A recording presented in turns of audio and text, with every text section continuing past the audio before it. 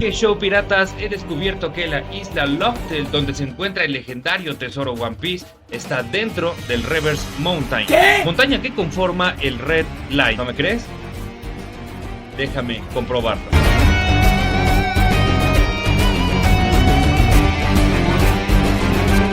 Y es que algo que me encanta de One Piece es su perfecto equilibrio entre caricaturas y cultura, pues no es una sorpresa que la obra incluya hechos históricos novelizados, infraestructura, paralelismos a la realidad y mucha, pero mucha mitología.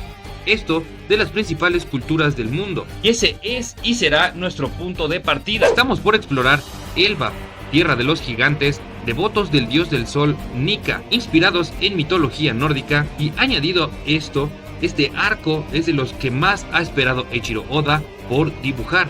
Incluso, una de las obras que lo inspiró fue Viki el Vikingo. El dios del sol en la mitología nórdica es Suna, que se le atribuye el poder de alejar la oscuridad y espíritus malignos. Se le venera como símbolo de esperanza y renovación. Se escucha igual, ¿verdad? La ciudad de Oro Chandra está basada en mitología maya y azteca. No solo en arquitectura, sino también hay unas cuantas referencias a Quetzalcóatl, que en la leyenda de los 5 soles, él es el segundo sol, tal como Luffy al parecer es el segundo en despertar la fruta del dios del sol. Alabasta, representando a Egipto, su dios del sol es Ra, que se dice que usaba una corona en forma de disco solar. No sé ustedes, pero eso a mí me suena como un Mugiwara. Añadido que volaba en su arca dorada, vigilando desde el cielo. Y bueno, la arma ancestral Plutón y el Gorosei tienen nombres de mitología romana. Oye, despacio, cerebrito. Poseidón y Urano teniendo nombres griegos, siendo los dioses de los mares y los cielos, y Plutón del inframundo, pues el equivalente griego de Plutón es Hades. Por supuesto que la mitología nórdica le va a dar sentido a esta teoría,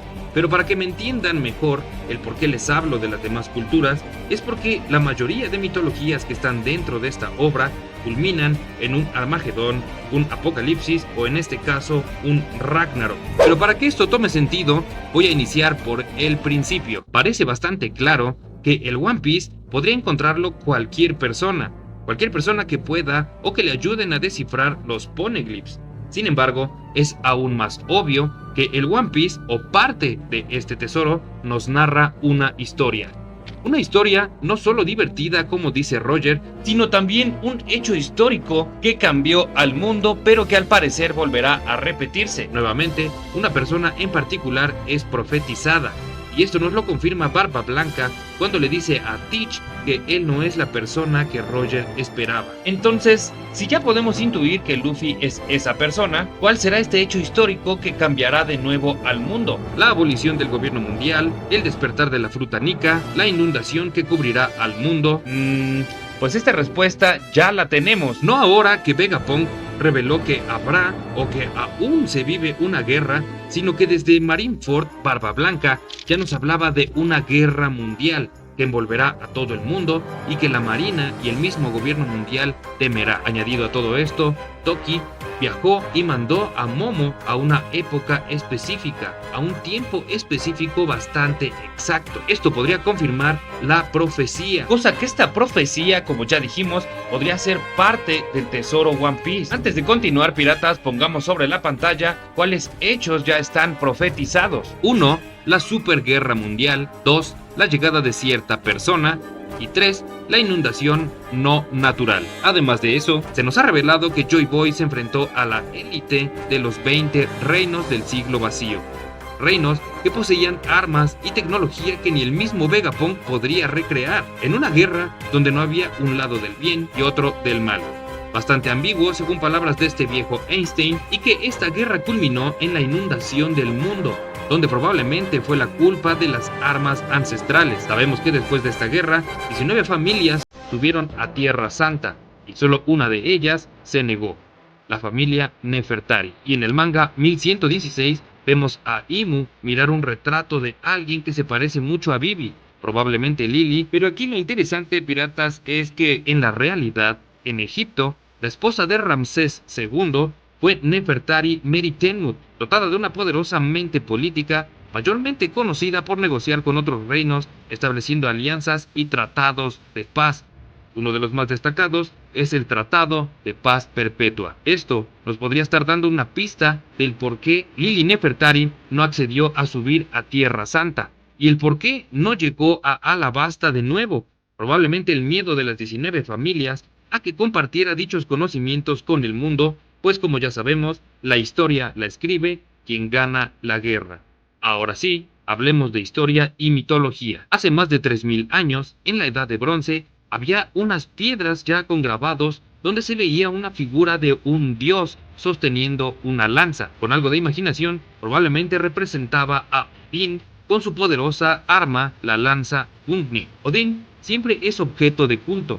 Siempre que se habla del dios, se menciona la búsqueda y pasión por la verdad.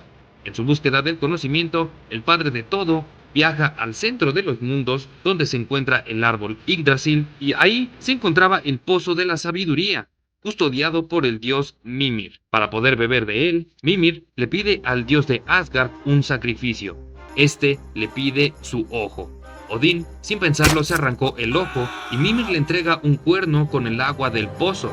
El padre de todo lo bebió de inmediato y obtuvo sabiduría que ni él imaginaba, pero insatisfecho con esto, se hizo mártir hasta poder comprender las runas y la magia. En este punto, piratas, les quiero recordar que Oda mencionó que cuando saliera un personaje de parche en el ojo, significaría la recta final de la obra, así que atención. Vegapunk nos reveló que Joy Boy fue el primer pirata. Y si sabemos por parte de Momo que Joy Boy fue un pirata igual a Luffy, el concepto de que fue el primer pirata es porque en la edad de oro de la piratería los diferenciaban sus ideales, ya que a diferencia de bucaneros y corsarios, los piratas querían vivir en un mundo libre bajo sus propias reglas, tal como Luffy. Entonces, Joy Boy, al igual que Odín, podrían personificar curiosidad y pasión por la verdad. Y si este personaje llega a tener un parche en el ojo, sería más que obvio que es la representación de Odín y su búsqueda del conocimiento. Ahora, algo que siempre vimos como recurso ilustrativo y que de momentos pasa desapercibido, así es. Esta es una que todo se sabe. La altura exagerada de algunos personajes, incluyendo animales y también este cráneo y espada gigante de Onigashima, tendrá una explicación y relevancia en esta guerra final. Sosténganse piratas, pónganse cómodos y traten de pensar en esto como el siglo vacío e hilarlo con One Piece, porque entramos al clímax de esta teoría y esta es la historia del Ragnarok.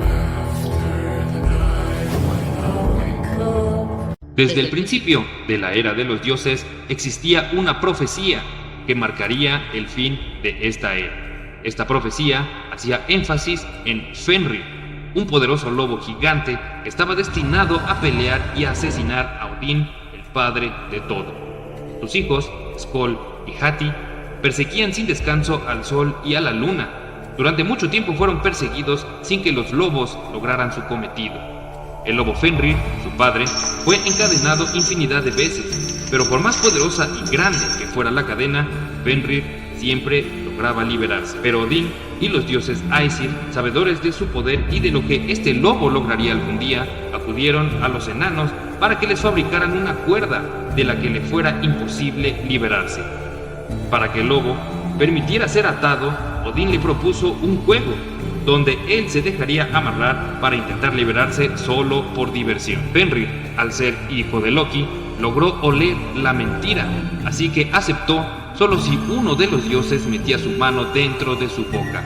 Así, si era una trampa, el lobo mordería para tragarse su mano. Tyr, el dios de la guerra, aceptó, y al ser el dios que lo alimentaba, el mismo Fenrir también aceptó, pero al ver que realmente no podría liberarse, mordió y arrancó el brazo del dios de la guerra, quedando encadenado hasta el día profetizado. Ese día por fin llegaría. Skoll y Hati por fin lograron alcanzar al sol y a la luna, para por fin tragarlos de un bocado. Sin el sol y sin la luna, el mundo fue tomado por la oscuridad.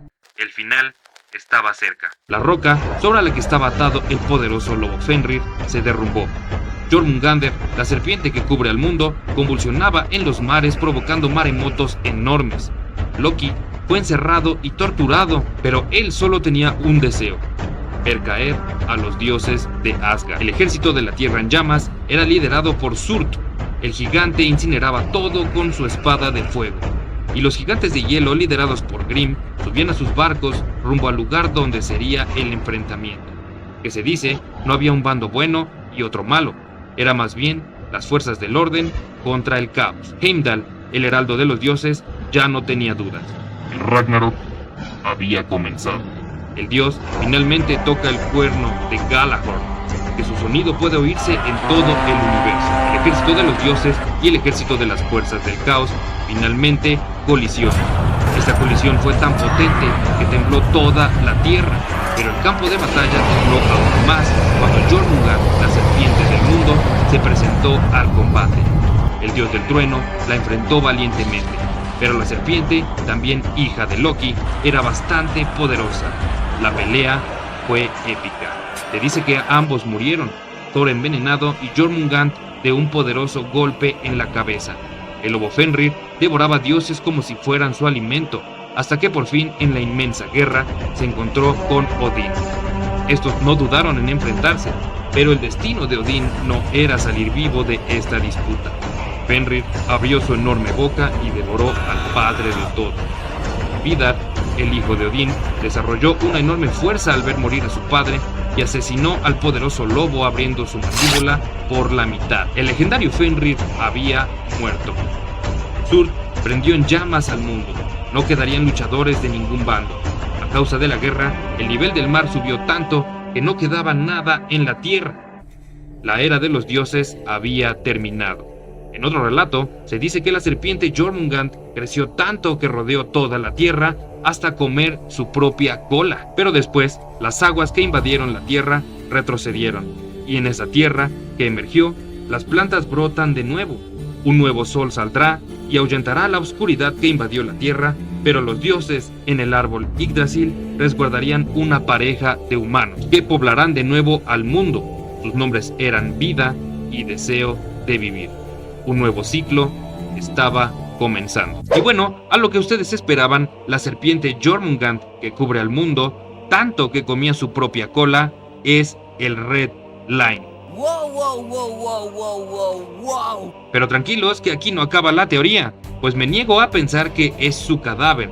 Más bien, podría estar petrificada o encerrada en rocas. Y como les dije, los tamaños al final tendrán una relevancia, pues no es coincidencia que existan criaturas tan colosales, así como tampoco es coincidencia que Crocus sepa que se puede incluso vivir en animales gigantes. Y por supuesto que la isla Loxtel está dentro de este colosal animal. Esta serpiente podría ser esta que está viendo en el mural de la luna, o incluso esta serpiente de Skypiea que vivió más de 400 años.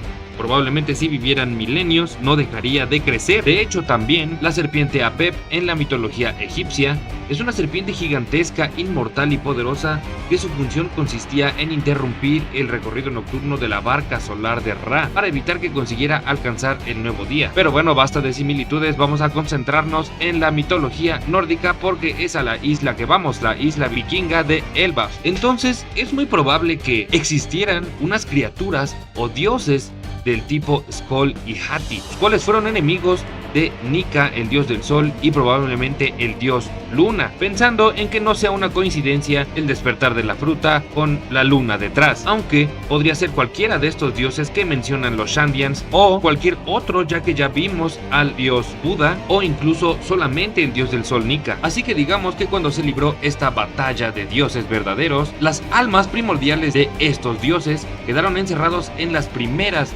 frutas del diablo. Así, para cuando llegó la época de Joy Boy, los humanos y los reinos que poseían tecnología súper avanzada pudieron crear las primeras frutas del diablo artificiales.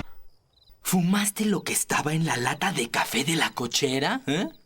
Así, los humanos crearon las frutas del diablo para poder igualar un poco el poder de estos dioses, y explicaría la teoría del viejo punk en que las frutas del diablo son los deseos de la gente. También le daría sentido a cuando el viejo punk dice que es antinatural y por eso la madre naturaleza les impuso un castigo. Incluso también, al ser muchas razas o incluso un mismo dios, pudieron haber creado la Hito Hito no Mi, modelo humano. por el simple deseo de ser un simple humano. Pues Vegapunk ya nos dejó en claro que las logias son imposibles por replicar, pues las frutas logia probablemente también eran dioses o hijos de dioses que después su alma quedó en las frutas del diablo. Y las únicas frutas del diablo reales que existían eran las de dioses y las tipo logia. Es probable que este cráneo gigante donde vivía Kaido y esa espada colosal donde quien representaría a Zurt, que sería un Oni colosal con la fruta Mera Mera, el cual en esta superguerra tecnológica mundial masiva de dioses y criaturas de tamaños inmensos, inimaginables, donde los gigantes de hoy en día que conocemos parecerían hormigas al lado de ellos, podría imaginar el gigante de hielo Grimm, igual con una logia, contra Zurt. Medio de esa confrontación se separó el continente, distribuyendo por el mundo varias islas. Y he aquí la razón del puente de Tequila Wolf, pues en un intento por reconectar las islas, se inició la construcción del puente hace 700 años, con el miedo de otra posible inundación. Una vez más, nada en esta obra es al azar, y por algo vimos este puente incluso en el viaje de Roger. Incluso también podría ser una representación o un paralelismo al puente Bifrost. Y sí, como tenían las frutas despertadas, es por eso que vemos en One Piece islas con climas específicos.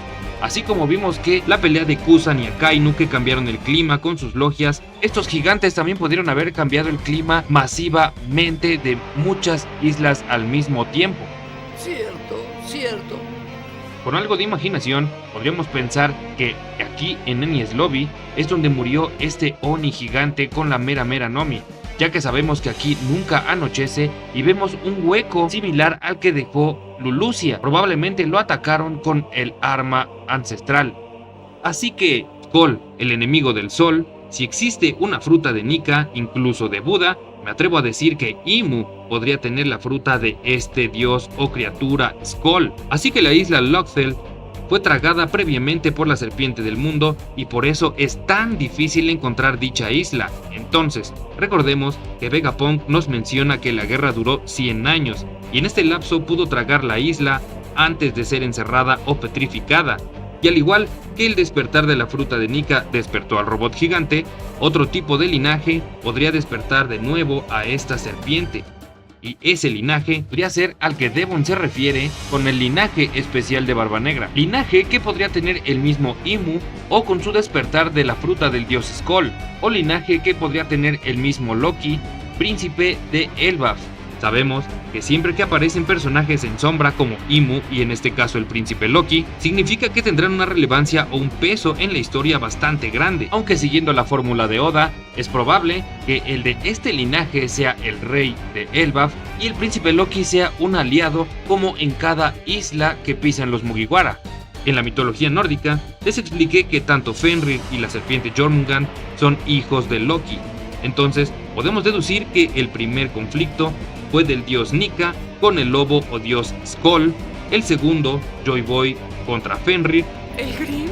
y este reinicio del mundo sería Luffy y la serpiente que cubre al mundo. Si despierta, explicaría el maremoto inmenso, no natural, tanto como para hundir todo el planeta, el árbol Yggdrasil que resguardó a los humanos, a pesar de que probablemente sí sea este árbol gigante que vemos aquí en Elbaf y que probablemente tenga una similitud como el árbol gigante de Ohara. Pienso que en esta historia es a lo mejor el Noah resguardando cada raza del planeta tipo Arca de Noé, y la disculpa de Joy Boy iría más del lado de no haber rescatado todas las razas que había en ese entonces, y también por perder o estar perdiendo la guerra en esos 100 años. Here podría representarlo Shanks, sacrificando su mano por el orden cósmico, y si también es un linaje, explicaría también el por qué incluso el Gorosei le tiene cierto respeto y concesiones. Entonces, después de esa superguerra, donde probablemente el conflicto fue la energía ilimitada y limpia, cosa que Vegapunk quiso recrear con la Mother Flame. En esta superguerra Joy Boy perdió, al parecer esta guerra volverá a repetirse. Pero si ya perdieron la batalla 2 veces, el dios Nika y Joy Boy con el poder del mismo dios, ¿significa que Luffy podría perder de nuevo? ¿O que realmente Joy Boy le faltó algo la última vez? Amigo pirata, amiga pirata, llegaste a este punto, Te agradezco por escuchar. y creo que estás entendiendo la idea. Y sí, podríamos ya deducir en este punto que otra cosa forma parte del tesoro One Piece. Podría ser. La lanza Gungnir de Nika. Y si la lanza está ahí, podría ser cualquier otra cosa, incluso solo un dibujo en piedra. Pues ya vimos que Luffy puede de cualquier cosa inanimada o de cualquier objeto hacer lo que él se imagine. Así que me imagino que para activar esta super lanza del verdadero dios Nika, porque sí, ni Luffy, ni Joy Boy, ni Bonnie son dioses verdaderos, solamente tienen el poder de lo que alguna vez fue un dios. Pero ¿por qué Luffy necesitaría, con su estilo de pelea y con el poder rotísimo de las caricaturas, por qué necesitaría una lanza ancestral? Pues si realmente alguno de estos tres es quien despertará o destruirá el Red Line, ya sea por linaje o por fruta del diablo, de las que no conozcamos de estos dos, o la tercera fruta de Teach, como siempre se ha teorizado, pero ya Vegapunk nos dijo que entre los D hay algo. Cuando se cortó la transmisión, leemos que se alcanzó a escuchar su nombre. Entonces, realmente todas las referencias a lo largo de la obra han apuntado a este pirata. Marshall D. Teach es en realidad el hombre profetizado, es el único que va en contra de lo que Kaido dijo que se necesita para conquistar el mundo, pues Teach confía mucho en su fruta. Y esto puede ser ya que la necesita para desactivar la transformación de Dios Nika de Luffy. Así que la lanza podría ser un recurso clave en esta batalla final. Entonces es posible que estos tres tengan un mismo linaje o tienen frutas de estos dioses que fueron los enemigos del dios del sol y de la luna, o de los que nos hablaron los Shandians. Así que este pirata será el verdadero responsable de la superguerra mundial, de la inundación no natural si es que despierta a la serpiente, y sería así la persona profetizada. Así que por último hay dos posibilidades.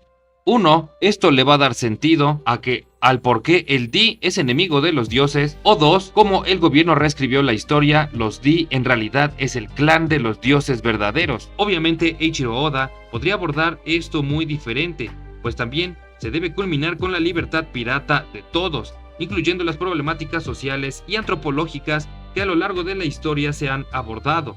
De hecho, muchos internautas coincidimos en que al ser un anime o manga, hay mucha más oportunidad de hablar de esto, pues de lo contrario, por los temas que incluye, podrían silenciarlo, si saben a qué me refiero, pues aunque es ficción, muchos encontramos los paralelismos a nuestro mundo actual, que al ser improbable, Oda plasma en One Piece el mundo en el que vive y el héroe que todos querríamos para nuestro mundo. Y bueno, eso fue todo, piratas. Si te gustó este video, si te gustó esta teoría, déjame en los comentarios qué opinas, o si encontraste alguna teoría similar a estas. No olvides suscribirte si te gustó este video, y no dejes de estar al tanto de noticias, análisis y teorías de los capítulos del manga y del anime. Yo me despido, yo soy Mr. Kid y nos vemos hasta la próxima.